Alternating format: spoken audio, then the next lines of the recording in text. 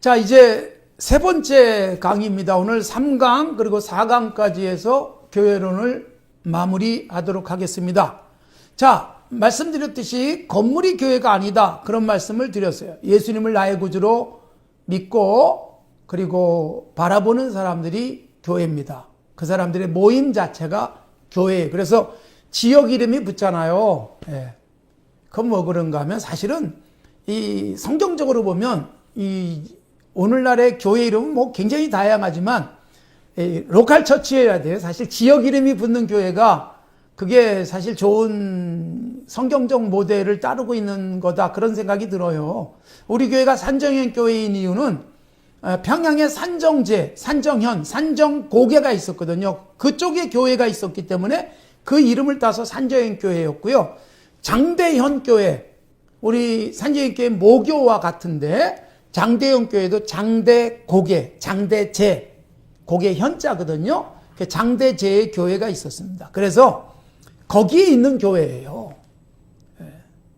그러니까 지금 우리는 어쩔 수 없이 평양에 있질 않고 월남에서 이 땅에 있기 때문에 서초동에 와서 산정현 교회를 하고 있지만, 그러나 교회가 지역 이름 따는 건 그래서 그 의미도 있어요.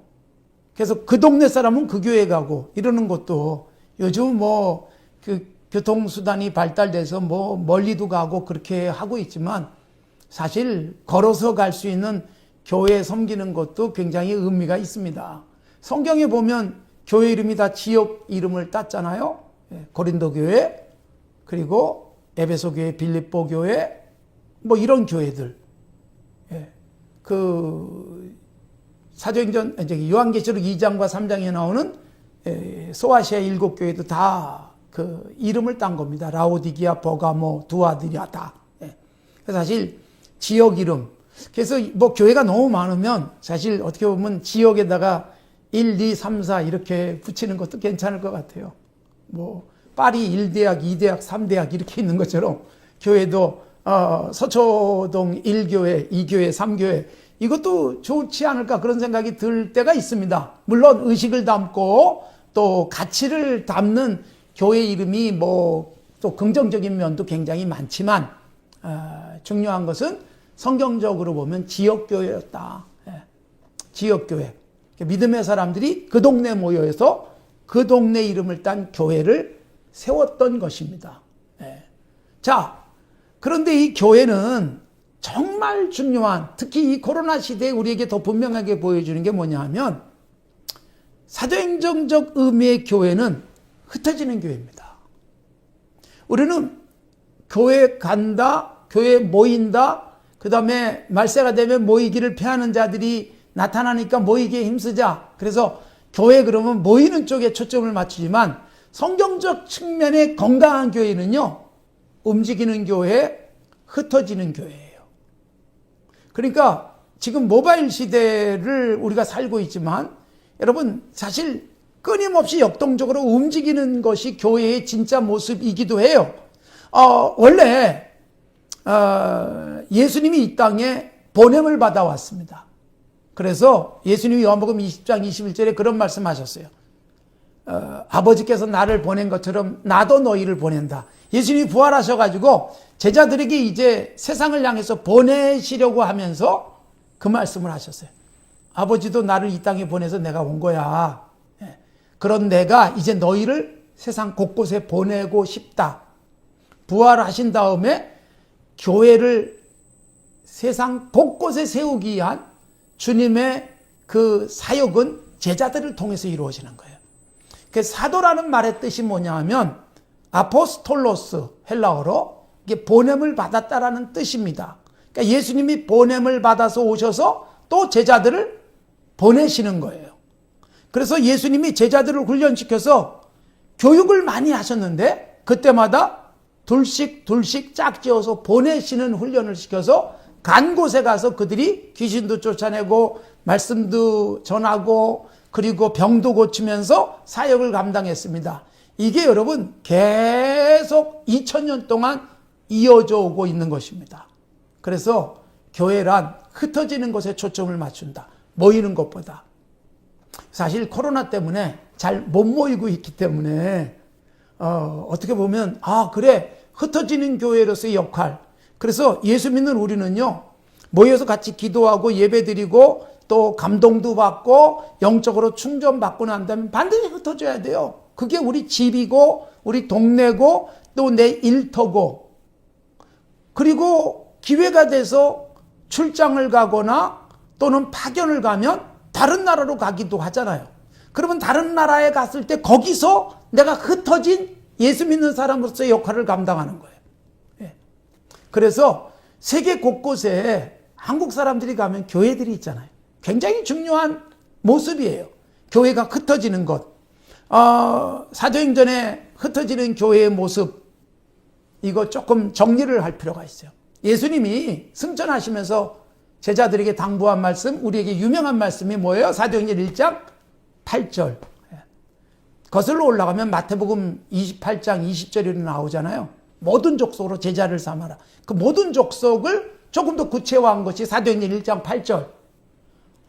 오직 성령이 너희에게 임하시면 권능을 받아라. 성령은 권능을 줍니다. 성령은 다이나믹한 힘을 주세요. 그것 가지고 세상을 이기는 거예요.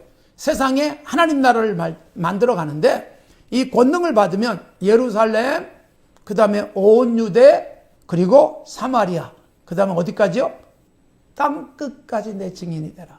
그러니까 주님이 원하신 게 이 사도들을 통해서, 제자들을 통해서 예수님이 승천하시는 모습을 지켜보는 사람들에게 너희가 예루살렘에만 있으면 안 돼. 사마리아에도 가. 온 유대로 흩어져. 심지어 어디까지요? 땅 끝까지 가라. 가서 증인되라. 나를 전해라. 그 말씀을 하는 거예요. 이때 증인은 사실 이 순교를 각오한 증인이었어요. 헬라어에서 증인은 마르투스예요. 마르투스라는 단어에서 영어 단어 순교자라는 단어가 나오는 거예요. 마터라는 순교자라는 단어가 나오는 거예요. 그 당시 증인은 순교를 많이 했기 때문에. 그러니까 죽을지언정 곳곳에 흩어져서 복음을 전해라. 자, 사도행전 28장이죠. 이 흐름이 재밌습니다. 크게 둘로 나눌 수 있어요. 12장까지와 13장부터 28장까지. 12장까지는 베드로 사도 중심이었어요. 13장부터는 바울 사도 중심. 이렇게 인물로 나눌 수가 있어요. 그 다음에 지역으로 나누면 세 부분으로 나눌 수가 있어요. 예루살렘, 이게 1장부터 7장까지예요. 그 다음에 온 유대와 사마리아가 8장부터 12장. 13장부터는 바로 이 사도행전 1장 8절에 따라서 땅끝까지 이렇게 붙일 수가 있어요. 그러니까 예루살렘은 1장부터 7장, 그리고 8장부터 12장이 온 유대 그리고 사마리아, 그리고 13장부터 땅끝까지 복음이 전파되기 위한 바울 사도의 사역, 이렇게 흐름이 만들어지게 됩니다. 자, 그런데 재밌는 것은 여러분 7장이 예루살렘, 7장까지가, 그 다음 8장부터 온 유대와 사마리아로 흩어지죠. 그런데 8장에서 흩어지기 직전에 7장에 무슨 사건이 나올까요? 스데반의 순교예요. 스데반이 순교하고 그 다음에 예수 믿는 사람들이 온 유대로 사마리아로 흩어졌어요. 왜 그런 줄 아세요? 순교라는 핍박이 본격화되니까 사도들 빼고 예수 믿는 사람이 다 흩어져요. 핍박을 피해서 흩어지는 거예요. 이건 비겁해서 흩어지는 게 아니라 살아남아서 복음을 전하자. 그래서 유대 전 지역에, 심지어 사마리아. 그래서 8장의 제일 첫 번째 사역이 빌립이라고 하는 병신도가 사마리아에 들어가서 복음을 전하잖아요. 그러니까 예루살렘에서 핍박, 스데반의 순교를 통해서 본격화되는 거예요. 이때 빌립은 사마리아로 흩어졌어요. 사마리아의 변화를 일으켜요. 그리고 많은 사람들이 유대와 사마리아 모든 땅으로 흩어졌다. 이게 사도행전 8장 1절이에요. 7장의 순교, 8장부터 유대와 사마리아로 흩어지더라. 그러니까 교회는 한 곳에 모이고 여기서 우리가 좋아, 우리끼리 사랑해, 우리끼리 즐거워가 아니라 항상 흩어지는 사명을 갖는 거예요. 그리고 그 흩어진 사람들이 어디까지 흩어지는가 하면 사도행전 11장이 13장에 바울이 선교사로 떠나기 위한 준비가 시작되는 거예요. 그 준비가 뭐냐면 스데반의 순교를 기점으로 흩어진 사람들이 어디까지 갔는가 하면 안디옥까지 갑니다. 안디옥까지 가가지고 이게 사도행전 11장 19절 이하예요. 안디옥까지 가서 복음을 전하는데 이방인에게도 복음을 전하고 이방인에게 복음이 전파되면서 세워진 교회가 안디옥 교회예요. 그 안디옥 교회가 바나바와 사울이라는 바울에 의해서 부흥을 해요. 그러고 난 다음에 13장에 선교사를 곳곳으로 나가서 복음 전하도록 파송하는 것이 13장이에요. 근데 13장에 바울 사도의 선교 사역의 시작 바로 직전에 12장이 무슨 사건인가 하면 야고보 사도의 순교예요. 재밌지 않습니까? 7장에서 스데반의 순교와 함께 복음이 온 유대와 사마리아로 흩어지죠. 12장에서 야고보의 순교, 그 이후에 땅끝까지 복음이 전파되잖아요. 요한복음 12장 24절 기억나세요? 하늘의 밀이 땅에 떨어져 죽으면 많은 열매를 맺는다. 그냥 안 죽으면 하늘 그대로 있다.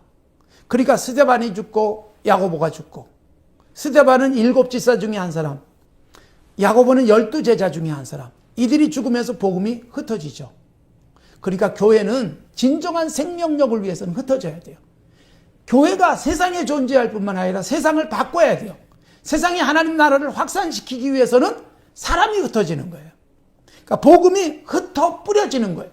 씨를 그냥 한 움큼 지어가지고 그냥 땅에다 쑥 한 움큼 다 묻지 않습니다. 이걸 흩어 뿌리는 거예요. 여러분, 식물들이 세계 곳곳으로 흩어져서 자라게 되는 것은 바람에 의해서 씨가 날아가고 이러면서 식물들이 곳곳에, 심지어 여러분 저 산 바위 틈에 나무가 자라잖아요. 왜 그럴까요? 씨를 옮겨 놓는 바람이 있었어요. 여러분, 교회도 핍박이라는 바람이 복음의 씨를 세상 곳곳에 흩었습니다. 우리나라에도 선교사들이 들어오잖아요. 100수십 년 전에 우리나라에 복음 들고 들어온 사람들이 있었어요. 1866년에 토마스 선교사가 순교하죠. 1885년에 언더우드 아펜젤라 선교사가 들어오죠. 이게 흩어지는 거예요. 얼마든지 편안하게 신앙생활할 수 있고 얼마든지 배부르게 교회 생활을 할 수 있는데 힘들고 어려운 곳까지 오는 거예요. 100수십 년 전에 우리나라 올 때 우리나라는요 깜깜한 땅이었잖아요. 근데 여기까지 흩어진 사람들에 의해서 지금 우리나라에 복음이 이렇게 확산되어지고, 그리고 교회는 이 흩어짐을 사명으로 해야 된다. 그래서 예배 끝나면 성도들을 흩어 보내는 거예요. 그리고 더 멀리까지 흩어 보내는 게 선교사를 파송하는 것. 요즘은 선교사가 꼭 전문적인 신학을 공부한 선교사뿐만 아니라 전문인 선교사도 보내요. 그러니까 외교관으로 다른 나라에 갈 때 예수 잘 믿던 사람이 나는 그 나라에 가서 선교사처럼 살 거야. 비즈니스를 위해서 다른 나라로 출장을 가고 파견을 갈 때 거기에 나는 흩어진 교회 역할을 하겠다라는 사명을 가지고 파송받는 분들이 계세요.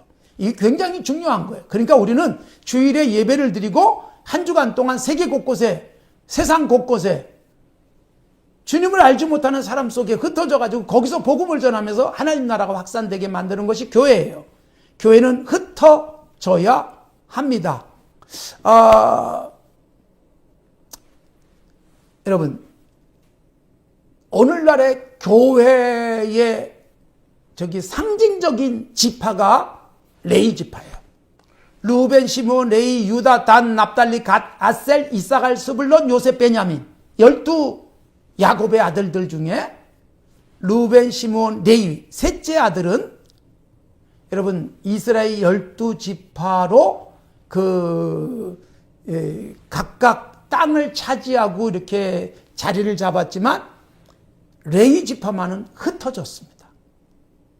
그래서 이스라엘은 정확하게 말하면 13지파예요.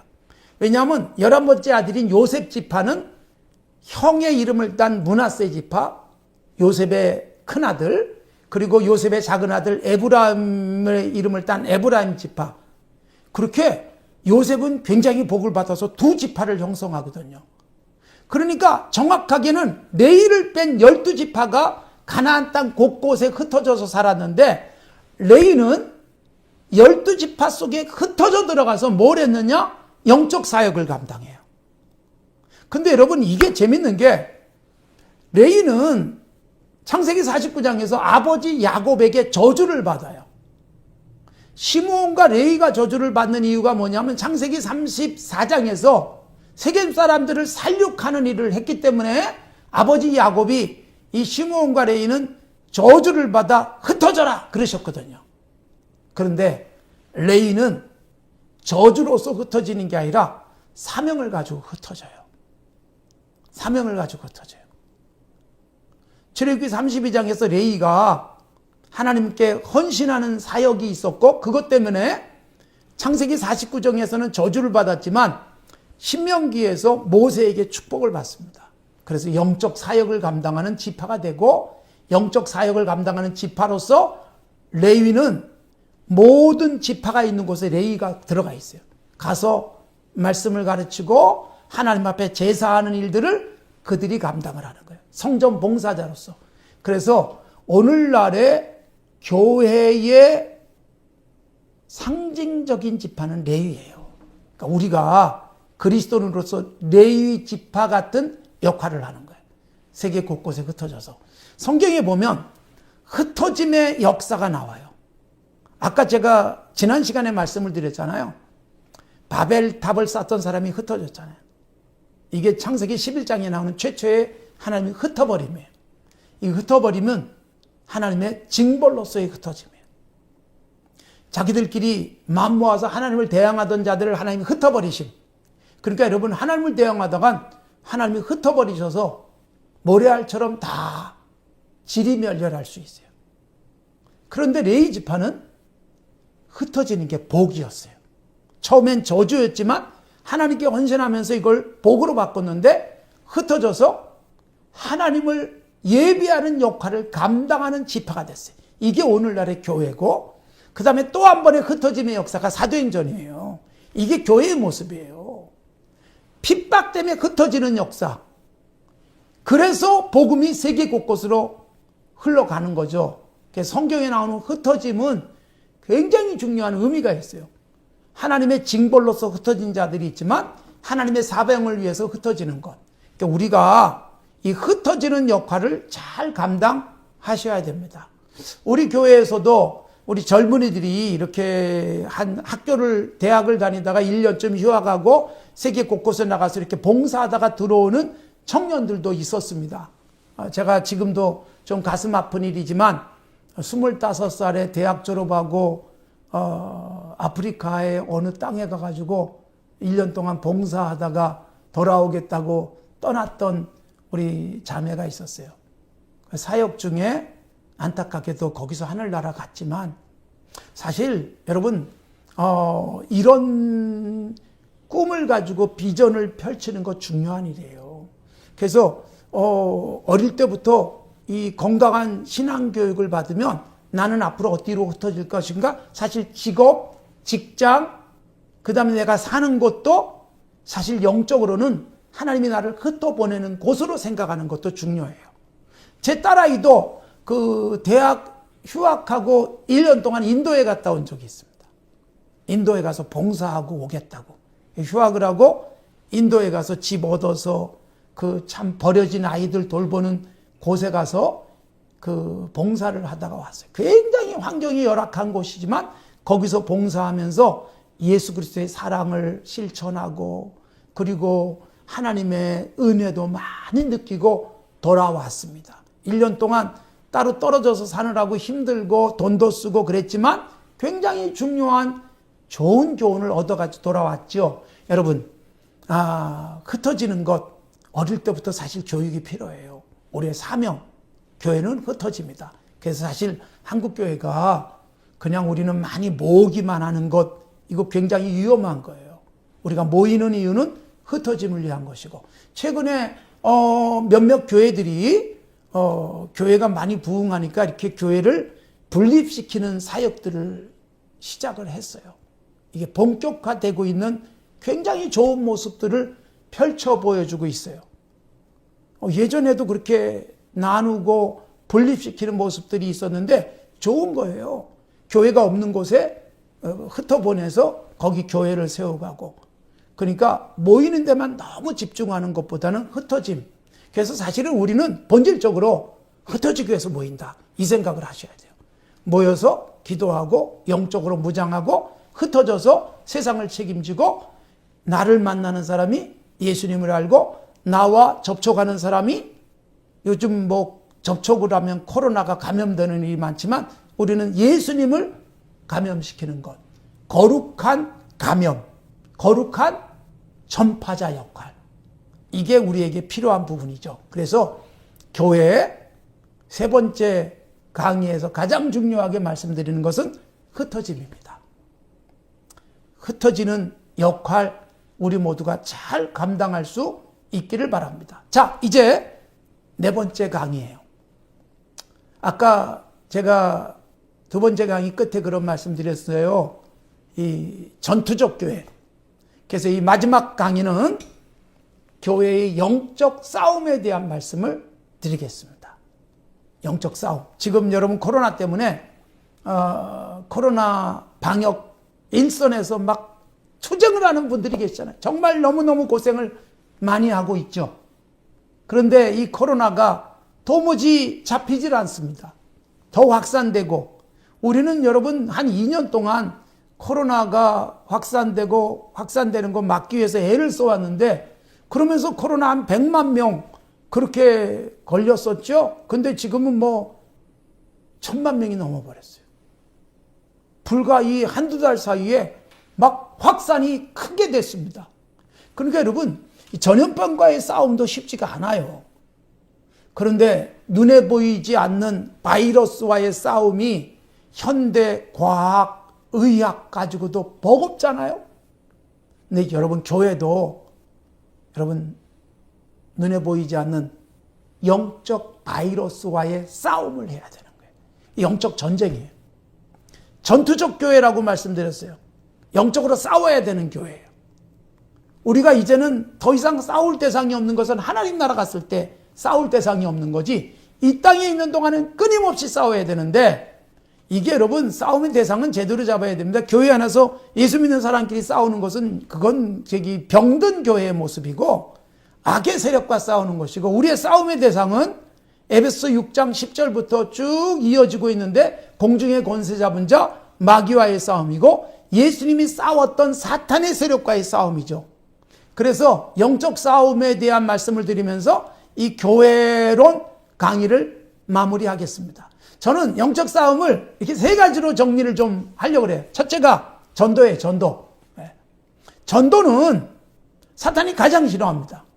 전도가 뭐예요? 아까 말씀드렸듯이 흩어지는 것, 곳곳에 흩어져서 예수 믿는 사람 많이 만드는 것, 그리고 제가 몸으로서의 교회를 말씀드리면서 우리의 몸집을 키우자. 그래서 다른 나라, 다른 민족도 예수 그리스도를 머리로 하는 그리스도의 지체가 되게 하자는 말씀을 드렸었잖아요. 마지막으로 중요한 영적 싸움에 있어 매우 중요한 것이 전도예요. 아까 제가 그런 말씀 드렸어요. 우리나라에 복음 들고 왔던 선교사들. 여러분, 선교사들이 우리나라에서 복음 전할 때 굉장히 힘들었습니다. 가장 힘든 것 중에 하나가 뭘까요? 문화적 차이. 그 다음에 이 다른 민족, 다른 언어를 쓰고 있는 사람들에 대한 우리나라 사람들의 아주 보수적인 태도로서의 경계심, 이런 것들이 굉장히 힘들었습니다. 언더우드 선교사가 남긴 그 글 중에 그래서 도무지 앞이 보이지 않습니다. 답답합니다. 조선 사람들의 속내를 알지 못하겠습니다. 그런 답답함을 토로한 글도 있어요. 그런 기도문이 있습니다. 근데 여러분, 선교에 있어서 굉장히 어려운 이유 중에 하나가 뭐냐면 선교를 가장 싫어하는 게 사탄이잖아요. 여러분, 복음 들고 교회가 없는 곳, 예수님을 알지 못하는 곳에 들어간다는 것은 영적 전쟁을 하는 거예요. 최일선에서 영적 전쟁. 사탄은 방해예요. 예수님이 말씀을 하셨어요. 너희는 모든 민족으로 제자를 삼으라. 말씀드렸던 마태복음 28장 19절과 20절이죠. 모든 민족 제자를 삼으라. 또 앞에 강의에서 말씀드렸지만 성령이 임하면 권능을 받고 예루살렘 온 유대 사마리아 땅끝까지 내 증인이 되라. 그렇게 말씀을 하셨는데 그때 잠깐 말씀드렸지만 여러분 증인이란 헬라어로 마르투스, 여기서 순교자라는 단어가 나왔다고 말씀드렸잖아요. 그러니까 여러분 영적 전쟁에서는 사상자가 생겨요. 그런데 여러분 일반적 세상의 전쟁에서는 죽으면 죽는 거예요. 그냥 전투력을 손실이에요. 그러나 여러분 영적 전쟁에서의 죽음을 순교라고 말하잖아요. 그리고 그것 때문에 많은 열매가 맺는다는 말씀도 앞에서 드렸잖아요. 그래서 우리는 영적 전쟁, 우리들이 끊임없이 감당해야 될 매우 중요한 사명이다. 이거 놓치지 않기를 바랍니다. 죽고 죽이는 세상의 전쟁과 같이 우리는 영적으로 사탄의 세력을 죽이고 누르고 하나님의 백성들을 확산시켜가는 역할을 감당해야 되는데, 사실 여러분 사탄은 전도를 싫어하기 때문에 전도 방해합니다. 그 방해 중에 가장 큰 게 뭔지 아세요? 전도해봐야 안 돼. 요즘 누가 전도해가지고 사람들이 뭐 교회 오나? 이 생각하게 만드는 것, 이게 사탄의 가장 위험한 생각이었습니다. 놀랍게 여러분, 내가 잘 몰라도 그냥 예수님을 설명해 줄 수 있는 교회를 이끌고만 와도 굉장한 성공이에요. 우리나라에 들어오셨던 테이트 선교사가 있습니다. 이 참 20세기 초에 우리나라에 와서 호남 지역에 선교를 했습니다. 이 테이트 선교사가 말도 잘 통하지 않지만 선교를 위해서 말을 타고 다니면서 이 집 저 집 들어가서 문을 열지만 사람들이 전부 다 손을 가로저으면서 받아들이지 않았죠. 그때 여러분 그 복음을 받아들였던 조독삼이라는 전라북도 김제에 살고 있던 부자가 있었습니다. 대문 앞에 있다가 이 테이트 선교사가 지나니까 나한테도 해달라고 그래가지고 복음이 전파돼요. 이게 1905년도예요. 그래서 거기에 지금도 있는 교회가 세워졌습니다. 그때 기역자 이 한옥을 교회로 했던, 그리고 그 조독삼이 그 장로로 섬기고 그 대를 이어서 조영호 등 사실 우리나라의 유명한 사람들이 그 후손으로 그 장로가 되기도 했는데, 그때 그 조독삼의 집에서 마부 역할을 마부로 종으로 살던, 머슴으로 살던 이자익이 같이 복음을 받고 이자익이 목사가 됩니다. 조독삼이 이 이자익을, 똑똑한 이자익을, 머슴을 평양까지 유학을 시켜서 목사가 되고, 그리고 우리 교단의 총회장이 되기도 했습니다. 그랬던 복음의 역사가 있어요. 그러니까 여러분 정말 받아들일 것 같지 않은데 요청을 하는 사람이 있더라는 거예요. 나한테도 뭐 좀 얘기 좀 해달라고, 나도 한번 들어보자고. 그것 때문에 조독삼의 집안이 예수 믿고 교회가 생기고, 그리고 이자익 같은 훌륭한 목사님도 배출됐던 것입니다. 그래서 영적 싸움에 제일 중요한 게 전도예요. 교회가 해야 될 일이죠. 교회의 가장 중요한 역할이 복음사역이죠.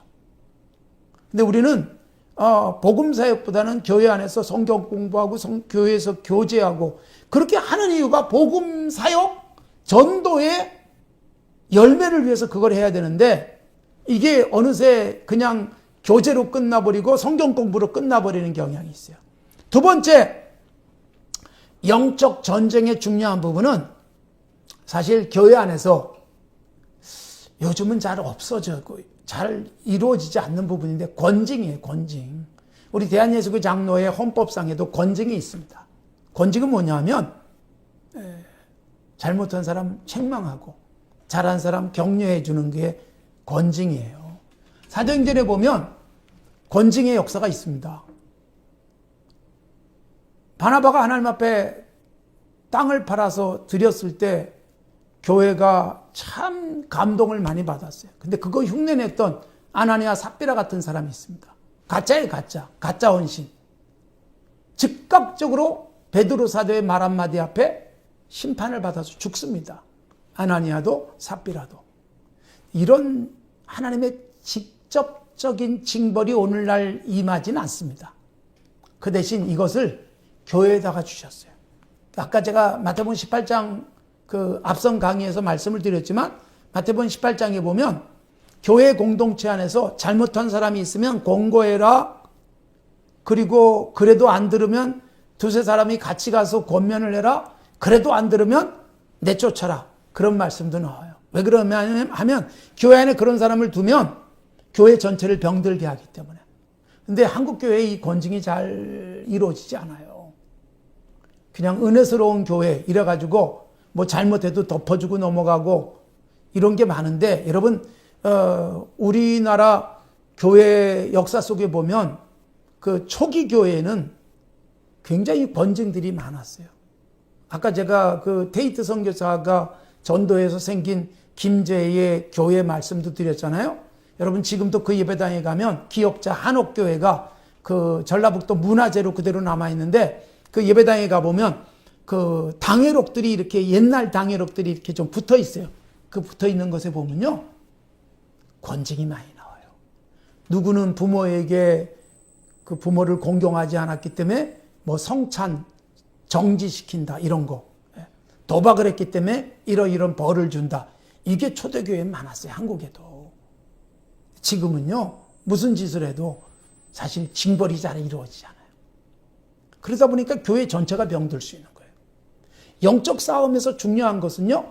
전도를 해서 사탄의 세력에 있는 사람을 예수 믿는 사람 만드는 것도 중요하지만 교회 안에 순결함을 유지하는 것도 굉장히 중요합니다. 그래서 교회 내부에서 순결함, 죄와의 싸움, 그래서 교회가 영적으로 병들지 않도록 세속적 가치관에 의해서 그 교회가 병들지 않도록 교회를 지켜가는 것 중요한 부분이고 또 하나를 말씀드리면 제가 지금 잠깐 언급했지만 영적 싸움에서 중요한 것은 세속적 가치관이 교회 안에 들어오지 않도록 하는 거예요. 사실 이 부분이 지금 우리 한국교회는 가장 고민스러운 부분일 수도 있어요. 은가금이 없어도 예수 그리스도 이름의 능력으로 진정한 교회의 생명력을 보여주던 교회였는데 이제는 어느새 세속적 가치관, 돈이 있어야 교회가 뭐 예배당도 짓고 돈이 있어야 교육도 하고 돈이 있어야 좋은 일도 한다 그래가지고 자본이 교회에서 굉장히 중요한 힘이 되어버린 잘못된 부분이 반드시 있어요. 이 부분에 대한 조심해야 됩니다. 돈은 없어도 사랑으로 예수 그리스도의 능력으로 세상을 바꿀 수 있다는 가치관 거기다가 여러분 사실 점점 교회가 세속적 가치관이 교인들 속에 들어오는 것을 막질 못하는 상태가 되고 있어요. 사실 여러분 결혼하고도 자녀를 갖지 않으려고 하는 것도 굉장히 위험한 가치관이에요. 결혼 안 하려고 하는 것도 바울 사도처럼 아주 특별한 사명이 있는 한 결혼 안 해도 괜찮아요. 그러나 그렇지 않고 비혼주의, 연애는 하지만 결혼을 하고 싶지 않고 심지어 뭐 결혼은 안 해도 또 반대의 경우는 아이는 갖고 싶고 막 이상한 현상들이 생겨나는 거예요. 그 어떤 연예인이 그 결혼도 안 했는데 아이 낳은 것을 막 사람들이 그걸 오히려 막 좋게 보는 그런 움직임도 막 나타나. 이게 여러분 크리스찬들을 아주 서서히 병들어서 세속에 굴복하게 만드는 영적 전쟁의 가장 위험한 부분들이에요.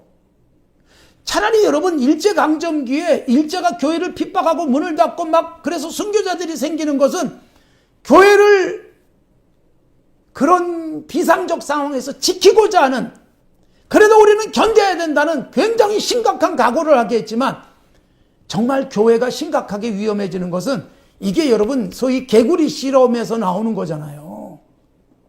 뜨거운 물에 개구리를 집어넣으면 개구리는 펄쩍 튀어나옵니다. 그런데 개구리를 비커 안에 넣고 서서히 온도를 옮기면 개구리는 그 속에서 그냥 여유있게 헤엄치다가 그냥 죽어버려요. 이게 지금 한국교회를 위험하게 만드는 것일 수 있어요. 어느새 서서히 정신세계가 망가지는 거예요. 세속적 가치관이 우리 젊은이들 속에 들어오고 그리고 청소년들 속에 들어오고 예수 믿는 사람들에게도 건강한 가치들이 위험해지기 시작하는 거예요. 헌금 뭐 잘하면 되지. 그러니까 부정한 방법으로 돈을 벌어서라도 11조하고 이건 이미 여러분 성경에도 나오고 율법에도 나오죠. 부정한 방법으로 번 돈은 하나님 앞에 드릴 수도 없게 돼 있어요. 그런데 여러분 우리는 결과에 초점을 맞추는 잘못된 의식과 가치관들이 들어옵니다. 여러분 예수 믿으면서 사주팔자, 궁합 이런 거 보는 사람들도 생겨납니다. 이게 여러분 교회를 영적으로 파괴시키고 있는 굉장히 위험한 일이에요. 동성애도 교회 안에 들어오기 시작해요. 그래서 여러분 우리들이 영적으로 강력하게 서야 돼요. 에베소 6장 10절부터 나오는 말씀이 그런 거예요. 그래서 머리에 투구를 쓰고 발에 신발까지 전신갑주를 입어라. 예. 의의 참 호심경 그리고 진리의 허리띠, 예. 복음의 예비한 신발 신어라. 방패를 들어라. 그리고 마지막 성령의 검, 하나님의 말씀을 가져라. 이런 것들이 여러분 영적으로 무장해서 세상을 바꿔가고 세상으로부터 교회를 지켜야 될 굉장히 중요한 교회다움이에요. 제가 마지막으로 영적 전쟁에 대한 말씀을 드리고 있는 것입니다. 교회, 세상과 싸워야 돼요. 우린 세상 속에 존재합니다. 세상을 피해서 도망가지 않습니다. 산 속에 들어가 있는 교회가 아닙니다. 세상 속에 들어가지만 세상 속에서 교회다움을 유지하는 것, 이게 영적 전쟁이에요. 교회다움을 유지하면서 많은 사람들을 예수님께 돌아오게 만들고 그리고 우리 젊은이들과 크리스찬들의 가치관들이 순결하고 거룩해질 수 있도록 유지시켜가는 것이 영적 싸움이에요. 이 싸움에서 승리하는 우리 온 성도들이 됐으면 좋겠습니다. 자, 코로나로 인해서 교회에 대해서 다시 한번 깊이 생각하게 했습니다. 예배당 모이지 않아도 예배가 가능해지는 세상. 그리고 건물 자체에 매달리지 않는 그런 생각을 하게 만들어줬어요. 본질적 교회의 모습이 회복되는 거죠. 두세 사람이 내 이름으로 모이면 나도 거기에 있다. 예수님이 여러분이 예배하는 곳마다 어디서든 말씀을 가깝게 접하는 곳마다 임재하셔서 진정한 교회 그리고 참된 성전이 만들어지는 복이 있기를 바랍니다. 자, 교회에 대해서 4가지 강의를 쭉 했습니다. 기본적인 교회관부터 시작해서 오늘 영적 전쟁까지 함께 나눴습니다. 교회가 정말 그리스도의 몸을 이루는 따뜻한 공동체가 되어지고 그리고 세상 곳곳에 흩어져서 교회다움을 이 땅에 펼쳐가는 건강한 교회가 되도록 여러분 말씀 위에 서서 오늘날 한국교회를 지켜가시고 이 교회가 저 북녘 땅에도 회복되어지고 지구촌 곳곳에 건강한 교회가 서도록 함께 힘을 모으시기를 바랍니다. 강의 함께 할 수 있어서 기뻤습니다.